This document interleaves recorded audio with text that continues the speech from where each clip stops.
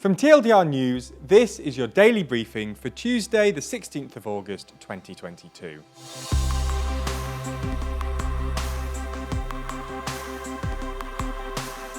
Good afternoon. Today we're going to be talking about developments in Ukraine.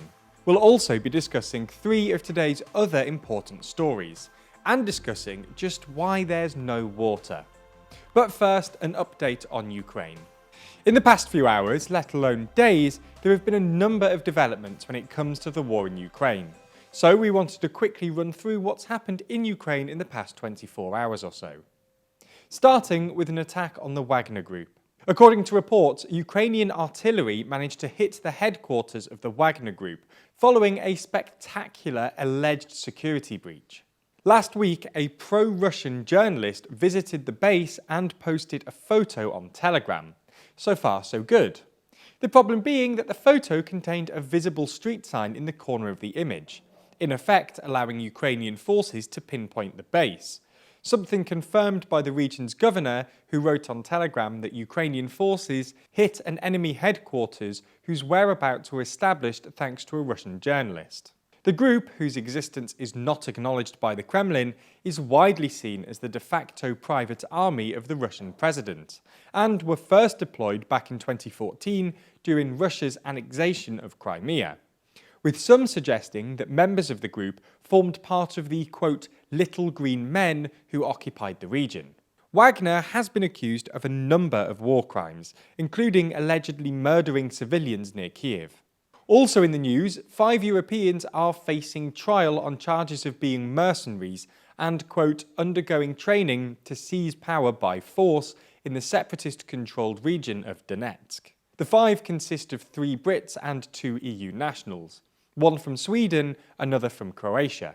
All 5 pleaded not guilty to the charges, and although Russia itself imposed a moratorium on the death penalty under President Boris Yeltsin back in 1996, the moratorium does not apply to the 2 separatist regions of Donetsk and Luhansk, i.e. the death penalty could be imposed.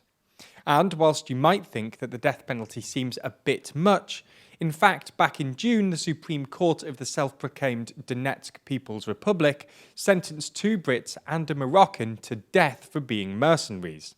They're currently appealing the sentence. The Croatian Foreign Ministry, in a statement, dismissed the incident, finding it to be unfounded, as it's opposed to international conventions on the treatment of detained civilians and prisoners of war. The British Foreign Office has yet to comment.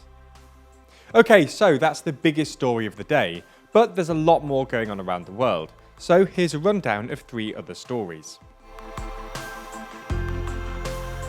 Scott Morrison may have left office about 3 months ago, but Australia's former Prime Minister is back in the headlines amid outrage over revelations that, as Prime Minister, he secretly appointed himself to 5 additional ministerial portfolios. During the pandemic, Morrison appointed himself to ministerial portfolios, including health, finance, resources, and home affairs, without informing the public, and in some cases without informing the existing minister. In at least one case, as a secondary minister, Morrison overruled a decision by the existing minister. In explaining his decision, Morrison described it as a break glass in case of emergency safeguard and apologised for any offence to his colleagues. His successor, Anthony Albanese, described it as an unprecedented trashing of the Westminster system and ordered a probe into revelations. Morrison's former Home Affairs Minister, whose role was assumed by Scott Morrison without her knowledge, has called on the ex-Prime Minister to resign from Parliament, saying his actions undermined the integrity of government. There's more on the way, but be sure to subscribe and ring the bell to make the daily briefing part of your daily routine. Or just search for us on your podcast app to listen along. Nearly a week after Kenyans went to the polls, incumbent Deputy President William Ruto has been declared the winner of the presidential election by the country's Electoral Commission.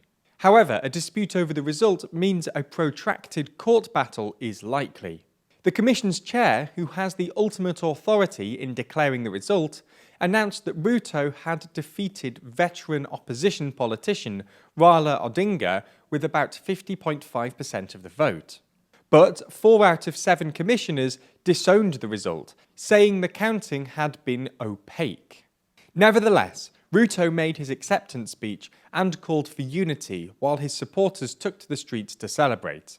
Meanwhile, people in Odinga's heartlands protested the declaration and burned tyres in the street. Exactly what happens now is yet to be seen, but a court battle is likely, and there is anxiety that there may be a repeat of post-election violence seen in 2007 and 2017. Turning to the US, where Donald Trump's former personal lawyer and former mayor of New York, Rudy Giuliani, has landed himself in hot water. Talking to US media, Giuliani's attorney confirmed that Giuliani was under criminal investigation in Georgia regarding attempts to overturn the 2020 election result in the state. The investigation comes after a phone call between Trump and Georgia's Secretary of State Brad Raffensperger back in January 2021 took place, where Trump urged Raffensperger to find 11,780, precisely the number of votes needed to win the state. Giuliani is set to testify before a grand jury tomorrow, after a judge ordered him to comply with the subpoena. Giuliani himself has been quick to cast doubt on the investigation, calling it politically motivated and accusing Atlanta of being, quote, well known for corruption. That's all we have time for on YouTube today. The editor for the Daily Briefing is going to be off for about a week, so this is the last one for, well, that time. But if you want to see our discussion of just why there is no water, then watch the extended ad-free edition of the Daily Briefing over on Nebula. Nebula subscribers not only get everything you've already watched ad-free, but also an extended edition of the show every single day, available to watch on Nebula or stream on your podcast app of choice.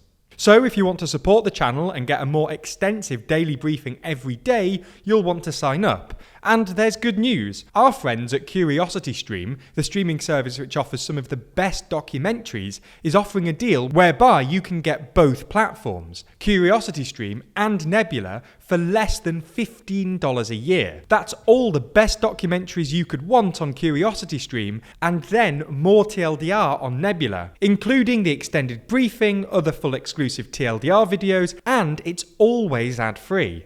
Click the link below to get both services for less than $15 a year and support the channel.